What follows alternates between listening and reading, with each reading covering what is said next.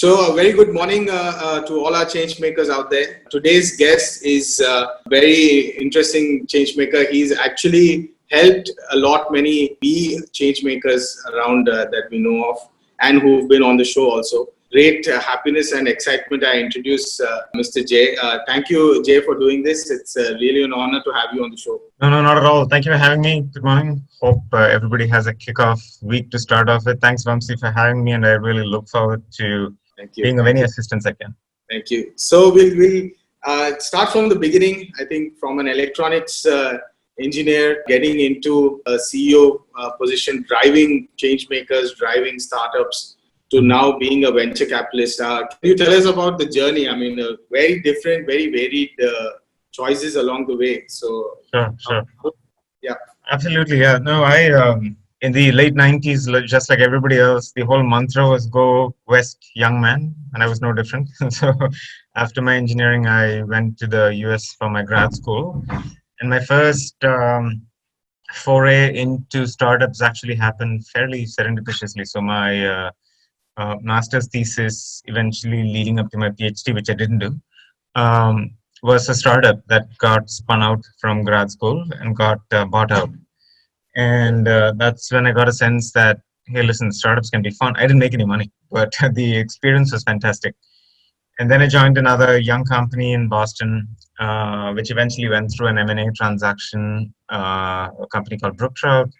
Eventually got merged with Dialogic and Intel, and that was another fun experience. So I was managing a whole bunch of new product lines, and voice over IP was big then. So I started off as a product guy, truly really built products from the ground up, then moved into product management with Juniper, and then eventually a little bit of partnerships and sales with Cisco.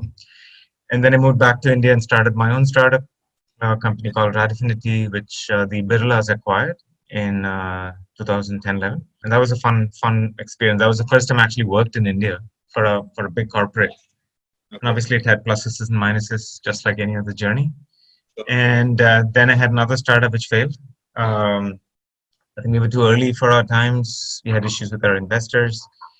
And post that is when a recruiter from Hyderabad reached out and said, hey, listen, the new government is trying to build a new incubator. It's called T-Hub. And I said, I'd love to interview for the role, with the idea that it shouldn't just be an incubator. Can we do something dramatically different? So one thing led to another. Had a spectacular conversation with the board members, who I still hold in high esteem. And in early 2015, we decided to go ahead. And I still remember the early days. The building was still not up. There was a bunch of pillars. There was a beautiful PowerPoint presentation. So we built this amazing roadmap, hired the first guy, very quickly ramped it up to about 40-50 people. And the whole idea was catalyze the growth of Hyderabad startup ecosystem. And it truly came together well. And all credit truly goes to the entrepreneurial spirit of Hyderabad and Hyderabad's people. They did a spectacular job. And we were fortunate to hire the right people at the right time. So, of course, T-Hub then took off. That's great. I think I just want to take you a little back to when you decided to come back to India. I think I share a small example or a small story of my own where I was given the advice not to work in the US if I was to come back to India to work. So how was that transition? I mean, No, I think you said the right couple of words. So one of the things that I dealt with and dabbled with and battled with is, should I come back, right? And my wife is very keen to come back. So on a personal front, it was a tussle, and like all good marriages, the boss eventually wins. And the boss in this case was my wife, and she said, we have to go. But on the career/professional front, I figured it's not very often that we get to ride these two waves in our lifetime, right? So in the 90s, I got to ride this startup boom wave, went through the upswing, came down crashing in 2000, 2001 in the US. And it was very evident that India is going to be really hot in the next 10 years. And it'll be really silly if I were to miss out on that boom. So I took the plunge and said, let's go back to India, try something. If it doesn't work, you always have your experience. So I think the commitment on the personal front, as well as the ability to navigate deep waters in the professional front, is why I decided to move back. That's very interesting. And I'm sure it wasn't an easy ride to get into the Indian method of working. Yeah. Yeah, no, absolutely. I'd love to hear your thoughts as well, but it was tough. So somebody once had told me that, moving back to India is like recovering from a breakup. So the longer you spent in a relationship, Yeah, let's say you spend 4 years, you need about 2 years to recover before you get into the next relationship. yeah, And coming back to India is very similar, is what I was told. Although it didn't take half the time, it was tough in the beginning. And then I figured the best way to address it is don't let the external variables dictate your internal mindset, right? The complaints all of us have are the same: pollution, corruption at the street level, dealing with traffic, dealing with last mile issues, attention to quality. So if you don't let any of that come into your mental frame of mind, yeah. you should be okay. But And I'd love and to it's hear your thoughts. I mean, what did you go through when that option to stay in the West versus come to India is concerned? well, I think I took the easy way out now after listening to you. I just decided to come back to India and work here. So my career started in India. Got it. Of course, the education and all was here and there, but the professional experience that I got was completely Indian. How not to get things done and how to get things done. So Right, right. coming back, how was the whole startup experience? The good is obviously you're in control of your destiny. I don't think there's obviously no script for success, but I personally believe that the best startups are the ones where you have a co-founder or a companion. And largely that's because of the diversity of thoughts that the two individuals have. Number one. Number two, the CEO is eventually always, and you know it, you're an entrepreneur, is always a dreamer, who's always aspiring for the next big thing. And you want to keep pushing that envelope up and up and up. But if you do have a co-founder, the co-founder will keep you grounded and say, hey, listen, we have only so many variables, only so many resources, only so much budget. Let's just stay focused. So you need that combination to keep going, right? So as a founder of my own startup, to me, I think that was the challenge. How do you know when to pivot? And how do you know when to stay the course was the biggest challenge. The second biggest challenge in any organization, including one that's your own, is to drive people, motivation, right? How do you keep them inspired that they buy into this crazy dream of yours? Invariably, all CEOs dream like maniacs, but to get the team to believe in it is it's a huge Herculean task. So I think that was the second biggest challenge. And the third one is failures. Entrepreneurs continuously fail. You fail to return capital, you fail to return customer deliverables on time, attention to quality, keeping the team inspired so that the attrition comes down, operational challenges. So I think those kinds of things, how do you mitigate it on a periodic basis as an entrepreneur, because you have nobody else to look to? Sure. Right, was I think the tough one, as opposed to being in somebody else's startup, because the buck stops with you. I think I would say those are the three big challenges. I think one of the important things you just mentioned about failure is I wanted to do a startup a couple of years ago. I was in talks with somebody who, the project didn't go off, so would have been a co-founder maybe. And the reason we didn't go ahead was that he was scared about what if we fail. And me, I'm sure you've been through this and your own experience has a lot to share, but each of us are different in our own comfort levels, with our own risks that we can take. Do you think that whole concept of fear and failure is changed over time from the 90s to maybe now? Yeah. That's a great question.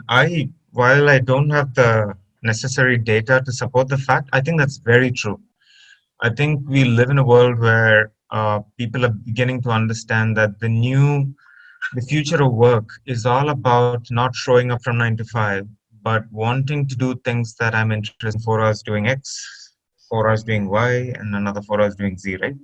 Yeah. With that in play, number two, the gig economy truly allowing for opportunities to take off. And third, and especially in India, the fact that we now have capital that can back entrepreneurs' dreams has truly made it possible for entrepreneurship to be far more successful probabilistically compared to, let's say, 10, 15 years ago. So that's certainly true in the Indian context.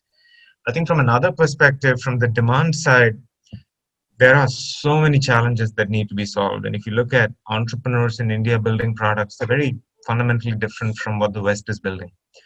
So a fair amount of localization and contextualization in India is allowing for new forms of entrepreneurship to come up. So fintech is a great example, right? I mean, there are lots of Indian fintech rock stars who are they're far ahead compared to, let's say, the West. Now you take that same paradigm and apply it to, let's say, smart cities or new forms of water technology or energy storage. And very soon you'll realize that the West is far ahead compared to India because we have a lot of catching up to do.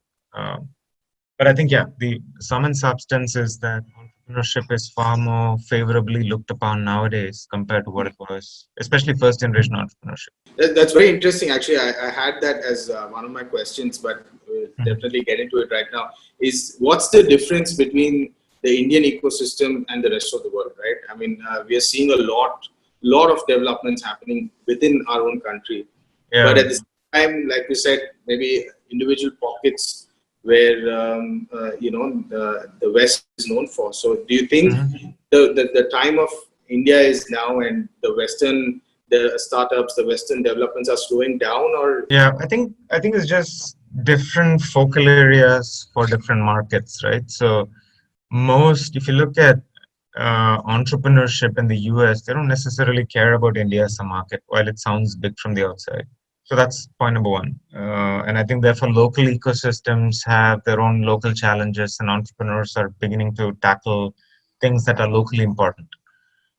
Secondly, I think the big difference in India versus, let's say, the US, forget about China and the West, is the you need many things to come together, right, for entrepreneurship to survive. The biggest, obviously, is there a big enough market locally, and that India, of course, checks off the box. The second is, do you have enough talent? Certainly, India checks that box off. Do you have capital? Yes. I think the one area that India is missing compared to the US is the ability to some degree, right? Not a whole lot, but the ability to think out of the box to solve challenges. And I think that comes or will come with reforms in education. Our education system does not necessarily allow us to think outside the box and experiment. But we have great academic institutes. So sticking to the script to make things happen, yes, for sure. But can you think out of the box to make new things happen? I think it will take time because it has to come through the realm of education for the next half a generation at least. The other big thing needed to scale is access to middle management. So you have an amazing bunch of 20-year-old entrepreneurs who are building companies now, but they don't have the experience of building processes and systems and the mechanics that allow you to go from a $1 million company to a $10 million company or a $10 to $100 million company. So I think that layer of middle management that brings these processes fortunately exists in India because a lot of folks in their 40s and 50s have worked in big tech companies, the Microsofts, the Googles, the Facebooks, and they've come back to India, or they exist in India because these organizations have a big presence in India, right? So fortunately, that layer exists. So I think the only gap right now, if you ask me, is a new paradigm of education. I think that's what we need. And I think in about 10, 15 years, we should be able to see that big change from an innovative thinking process as well. I was under the impression that the West is definitely slowed down in terms of out-of-box thinking, and that there's a lot more happening in India, in the Indian ecosystem, in terms of the ideas that the kids are coming up with nowadays. But that's interesting. I think we definitely need to focus more on innovative education, I think. Exactly. I mean, for example, if you look at evolution of energy creation through solar and renewable forms of energy, right? Unlike other industries, this industry has not seen a massive uptake in the form of innovation, right? The efficiency of panels has gone from 8% to 12 to 14 to 15%. But why is it that unlike the semiconductor industry, where you can now pack billions of transistors in a single square centimeter, that form of crazy hockey stick innovation has not taken place in other industries like the solar industry? And I think that's where material science, chemistry, physics, those forms of innovation need to come together. And I think it'll happen. It's just a matter of time. I think that's where education plays a huge role. And coming to the women entrepreneurs, right? Very interesting question. I thought, given the experience that you have in mentoring entrepreneurs, Yeah. is there a difference in a woman entrepreneur to a man in terms of operations, in terms of implementation, Mm-hmm. in commitment that they bring to the project? Is what's happening there? Yeah, it's a good question. I don't know if it's fair to generalize, but I'll tell you from my own experience, what I've noticed is the element of diversity that women bring is truly spectacular, right? And I'll give you a couple of examples. So, generally, a very homogeneous set of thinking from a team full of, let's say, males allows for everybody to gravitate towards one solution and make that solution perfect. Whereas if you bring a woman leader to the equation, she certainly brings two or three traits: blue sky thinking, a little more perseverance from the fact that we're just wired differently. Thirdly, I think women allow for a lot more patience in terms of getting to the final solution. So diversity in thought process, not gender per se, but diversity in the ability to think, a fair amount of blue sky thinking, which otherwise doesn't exist, patience to persevere to the end. I think these are traits that I've seen women bring to the table. I remember one of the bosses that I had in the early days when he mentored me, he had said, listen, if you ever want to build a team with diversity, the trick is hire the best.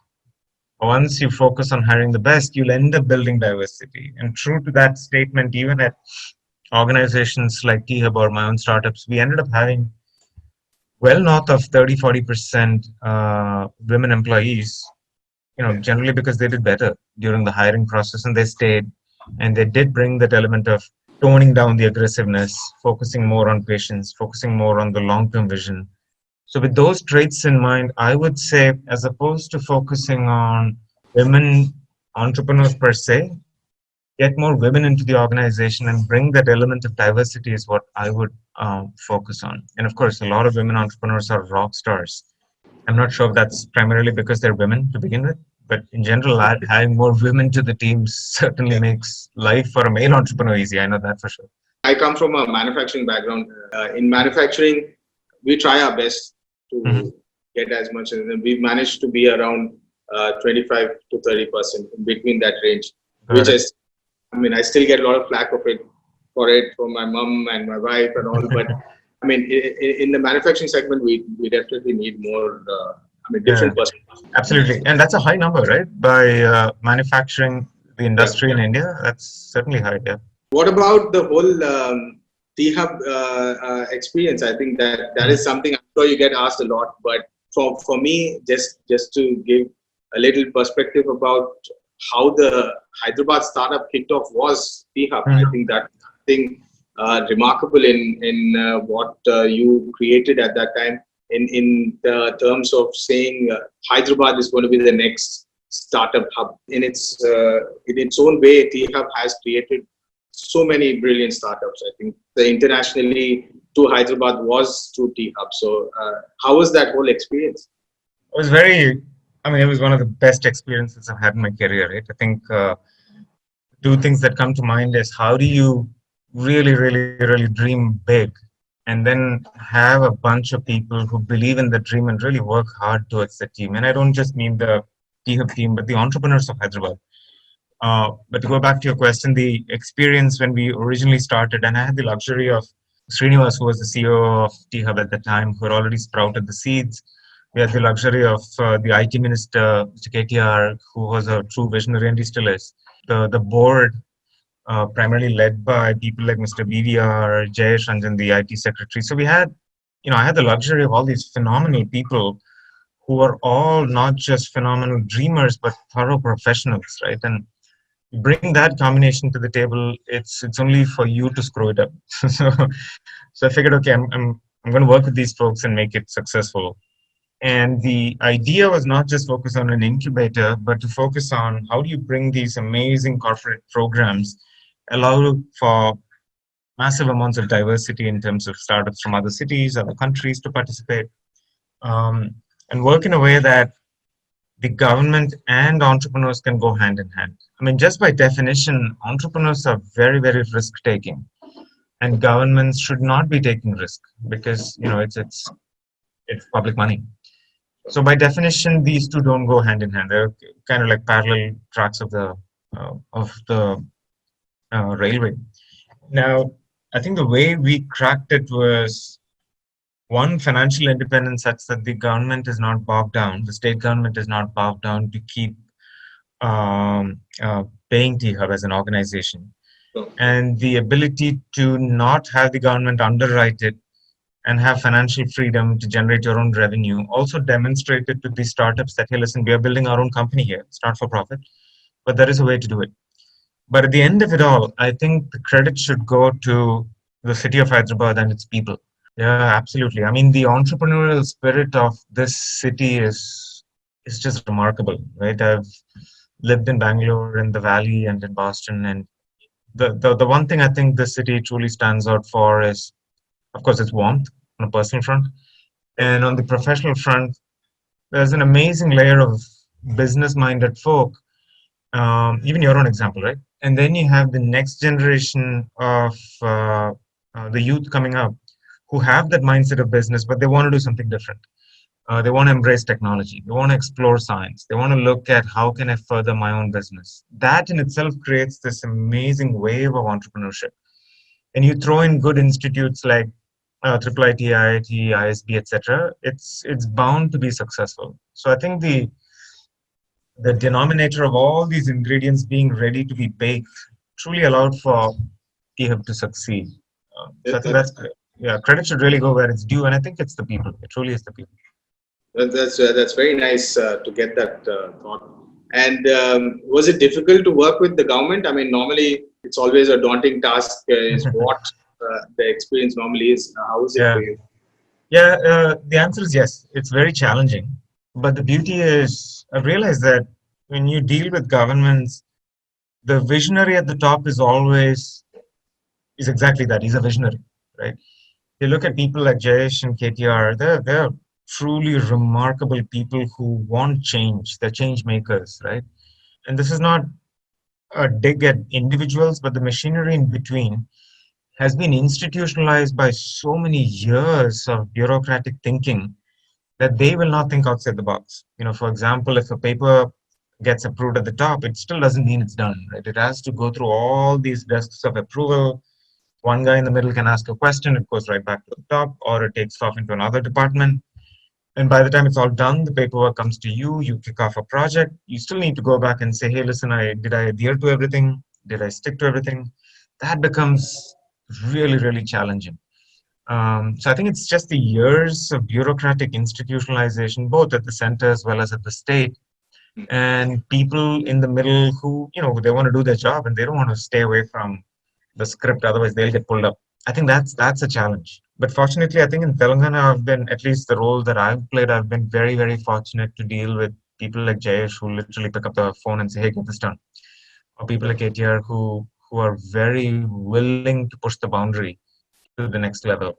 And I think India now, regardless of political allegiance, regardless of which state one is from, I think India truly now is in a place where you can see young, forward-looking political leaders as well as bureaucrats wanting to make a change, right? Yes, there are nuisances everywhere, but that's part of the game. Hopefully, the former will take over and we'll have more forward-thinking leaders than the latter. That's the hope. But let's see. I think that brings me to this point where, the startup mindset, right? Most of them are students. They're probably still studying or they're just graduated in terms of their experience.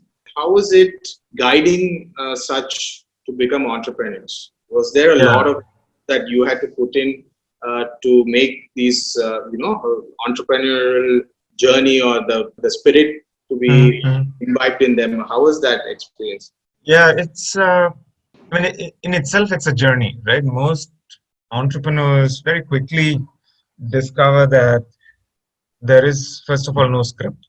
My journey is my own journey. It's like parenting, like we were discussing earlier, right? It's very hard to tell a non-parent what parenting is all about. It's impossible. Unless you become a parent, you'll never know. I think it's the same with entrepreneurship. Unless you get in there, it sounds very glamorous from the outside. I'm a startup CEO, I'm raising capital, and I'm doing A and B and C. But it's only when you start a company do you realize that startups are all about operations. It's not about strategy. It's about putting out fires. It's about fighting battles, right? So that's, I think, discovery number one as you go through the journey. The second discovery, I think, is it's you're going to stumble and run into failures very often. Yeah. And how is it that you persevere and stay true to the course and at the same time motivate your team and let them know that, hey, listen, we're all doing it together, right? I'm not above you, you're not above me. I think that's the second biggest challenge. And the third is the most difficult one, which is to realize if something is amiss, to pivot. A lot of times entrepreneurs, recalibrate their position to understand what does a pivot mean. And to me, that answer is very simple, right? If you failed, and failure could be anything that you set in your roadmap about 2 quarters ago, 6 months ago. I'm going to have so much revenue. I'm going to have X number of customers. I'm going to have so much ARR or MRR. And if you failed in any of those categories, chances are you need to pivot. Either you need to change your go-to-market strategy, your fundraising that doesn't allow you to do B2C, maybe you've got to do B2B. So things like that. So I think the ability to pivot, to stay the course and get to that same destination through another way is the third big challenge. So demonstrating those little pockets of failure and pockets of challenges to entrepreneurs is difficult because unless you're in their shoes, they won't see it the way you see it. So even at here, we decided to do these little playbooks. And the idea was during the incubation, you go through these playbooks and hopefully learn from the other person's experience. That's one of the things we had wanted to do. And when I still feel bad that we didn't bring the best form of mentorship. Great if you had world-class mentors available at any given time. That's one regret that I have, that we didn't really pull off it here. And hopefully they've done it now. That's the relatable experience I would. I was just getting to that actually in terms of what you said earlier, where the implementation is the key focal point. Any startup, because of the experience the entrepreneur or the founder comes with it. It's very nascent. They're still learning a lot. How important is it for a mentor in any startup, right? Like to have a board. Normally, most startups probably don't have boards, many mentors to guide them. And they hit a good funding, maybe a Series A, B, or C, or whatever. How do they stay on track? The journey of entrepreneurship is such a lonely one. People don't realize how much of a mental toll it takes, because it's only on the outside that you hear, the sex appeal of being a CEO. But in the journey that every promoter, entrepreneur goes through is very, very lonely. And it's hard to talk to people, for multiple reasons, right? About what goes on in one's head. I think that's the other big challenge that entrepreneurs currently have. And I think this pandemic, if anything, has demonstrated how very quickly we need to be able to adapt, both personally as well as a CEO. One of the things that has helped me, especially lately during the pandemic, is the meditative art of not letting anything external affect you. I think fortunately for us, the ancient Indian philosophies have always been preaching things like meditation and yoga. I think even Western philosophies like Stoicism have demonstrated that if you peel away the layers of challenges that come as waves to you, and if you somehow maintain equilibrium by just focusing inwards and not letting external variables affect you, because there's no point, right? You can't control any of these things from the outside. I think that's another thing which I think I would strongly recommend entrepreneurs to do, is just get into meditation. So I had a very funny experience during the COVID lockdown, as most companies. My company also had to go through an immediate change of roles, change of business models. And so we did all of that. And my entire dynamics of mental balance or stress management went off. I would get extremely frustrated when somebody would come and say, hey, why don't you try meditation? And I would be like, that's pretty much everybody's advice. I don't know if it really works. And so I actually did it, somehow figured out a way to try it. And I am up to 30 minutes a day now. Oh, fantastic. Wow. Yeah, which I never thought that I would be at this stage of a meditative mind, even for 30 minutes a day. And I truly understand what you are saying, and I really value what that advice in terms of it actually works. Exactly. Do you do it alone or with your wife or family? Alone. Very nice.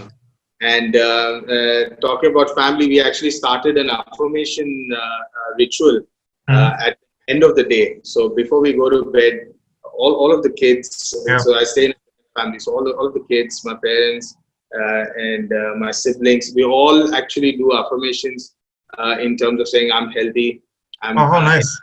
body. Yeah, and my 4-year-old nephew is the one who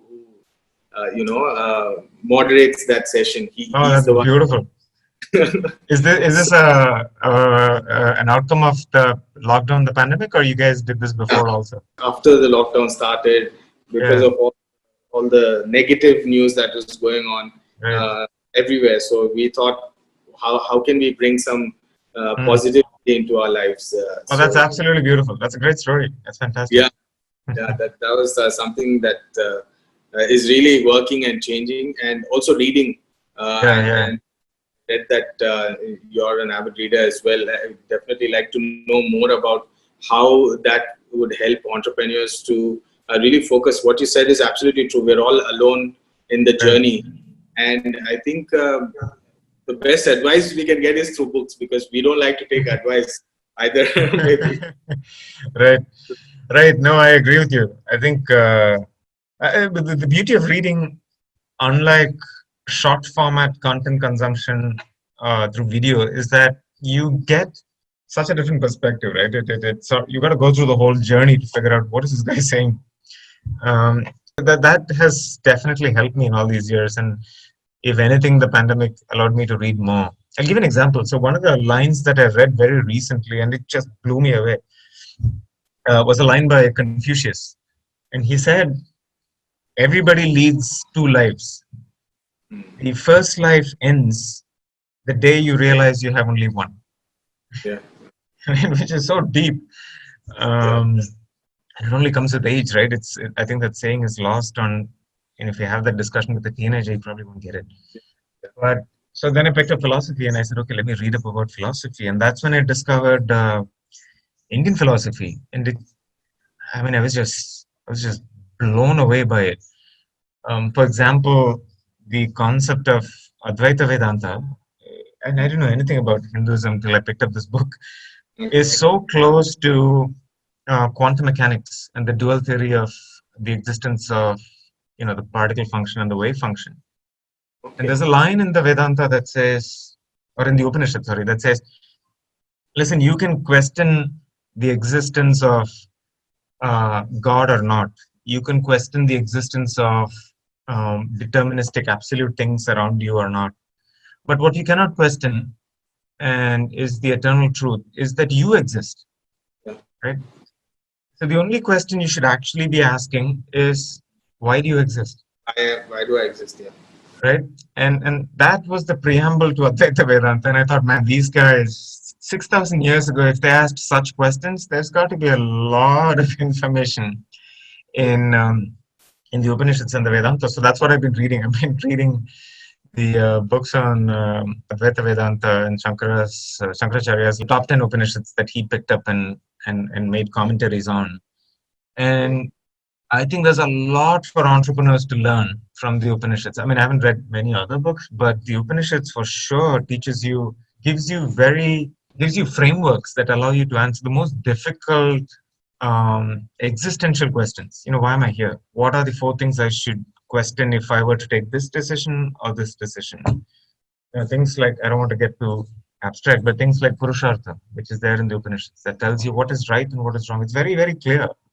So I would answer your question by saying, if I were to recommend a book right now, I would say it's The Deep End of the Upanishads. It's a great book for entrepreneurs, for anyone to learn, to read about. I think entrepreneurs certainly will love it. And it has nothing to do with religion, right? Absolutely nothing. It's just a great question on philosophy. It's so crazy that you happen to say these things right now, because I've been having a discussion with my wife over the last couple of days on the topic that, are we the smartest generation, or generation is probably not the right. Are we at the smartest time of our race? Right. Right, This is right. what I asked. And she said, yeah, well, I mean, it's like random brainstorming, which we keep doing. Yeah. And it's like, yes, no. And I said, don't you think it's too egoistic of us to think that we are even the smartest of our race? And the previous, previous attempts at human life have not beaten or gone ahead of what we've achieved already. True. And not to understand that, which is by reading whatever is saved or preserved, whatever is saved and preserved, is pure functioning of the ego, where we don't even want to understand what others have achieved before us. I mean, that was absolutely. And it's amazing that you just spoke about reading the Upanishads and all of that. I'm definitely going to try to take a shot at that, because I myself am doing my own introspection and started reading 7 Habits of Effective People and all. I mean, that space right now. So it's a great debate. It's a great debate, right? If you believe the news that people like you and I consume, which is largely digital, we tend to think that the world is coming to an end very soon. I mean, the amount of negativity that's out there is crazy, right?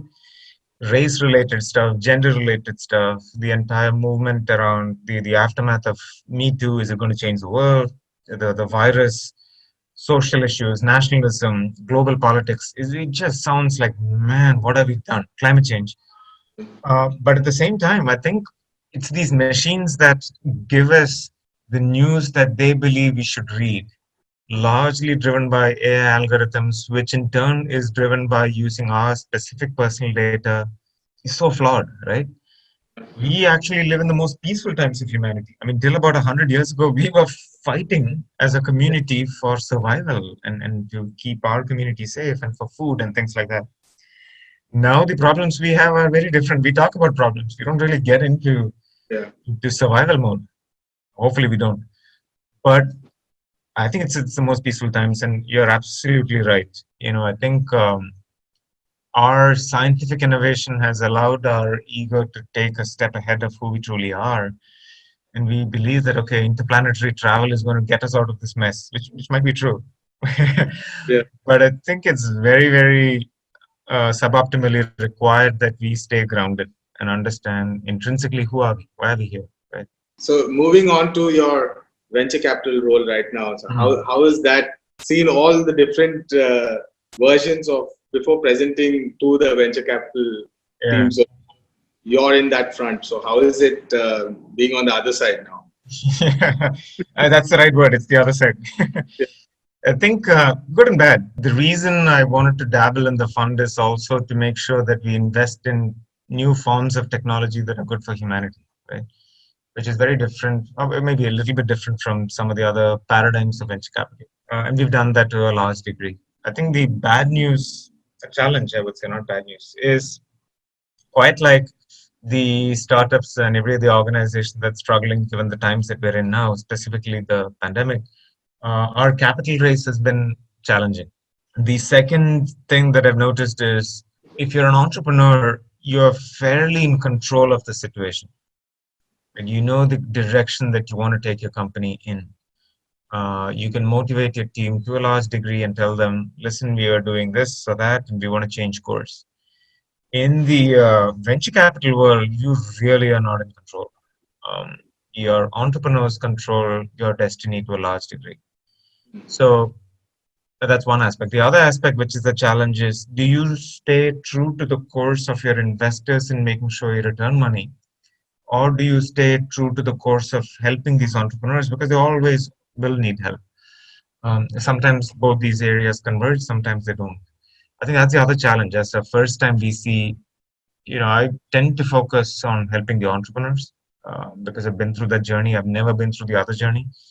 I think finding a middle path is the right answer, and only time will tell if that's how you make that happen. So I would say, good and bad.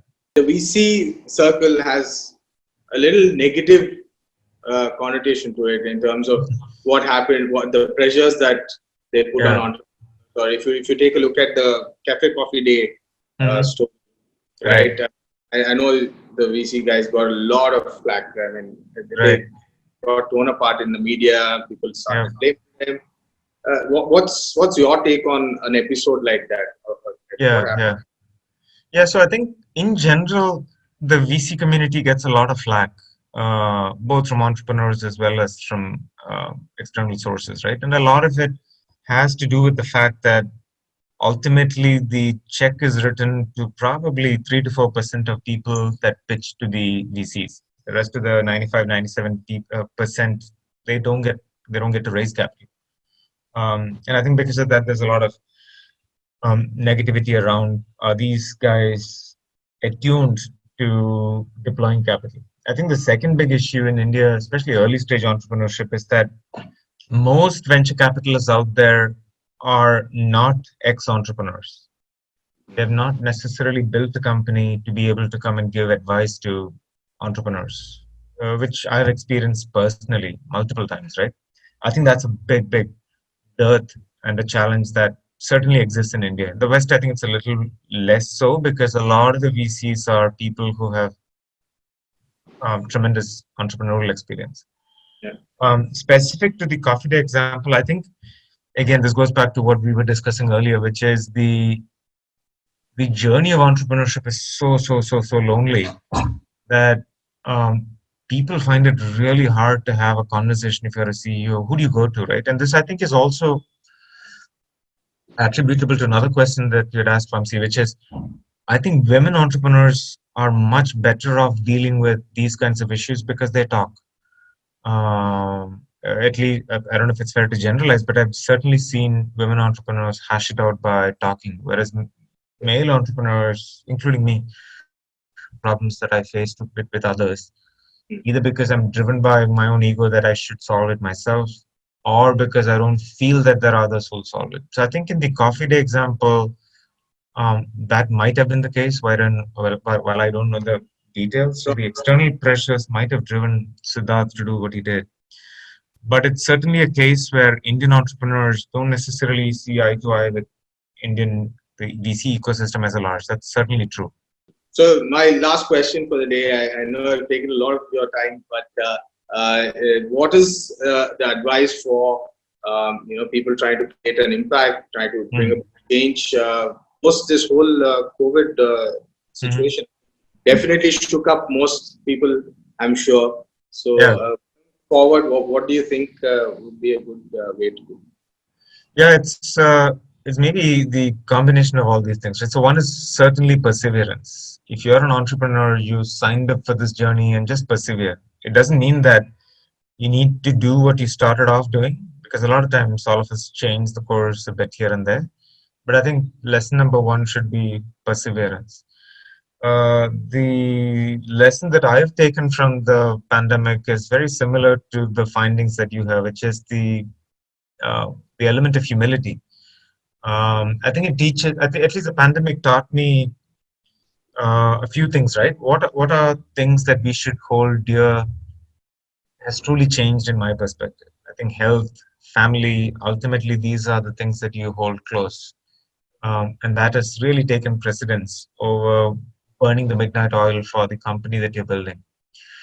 I remember I had a roommate in college during my undergrad days, and he had this poster up on the wall, and I used to stare at this for 2 years.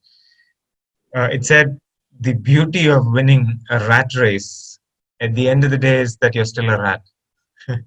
and I think, wow, okay. I think and if you're chasing all these dreams to build these magnificent companies, I think ultimately that holds good. I think the pandemic has allowed us to take a step back and say, hey, listen, slow things down a bit. And I think we've all slowed down a bit. I think that's been one big lesson that the pandemic has taught me for sure. So I think I would say perseverance, getting your priorities right in terms of, am I here to work to live or live to work? And getting that equation right is key. Otherwise, you're going to burn yourself out. I think I would say those are the two big findings, if you ask me. Great. And thank you so much, Jay, for this. For me personally, it's been a great learning lesson. It's been almost an hour of learning for me. It's absolutely amazing. And I'm sure people watching this also will feel the same once it's out. And thank you so much for doing this, Jay. Hey, no, not at all, Vamsi. In fact, I should thank you for having platforms like this where people like us can share our thoughts, and hopefully one or two entrepreneurs and change makers learn as well. So for me, it's been a great learning as well. So thank you for the opportunity, and have a great rest of the week. Thank you so much.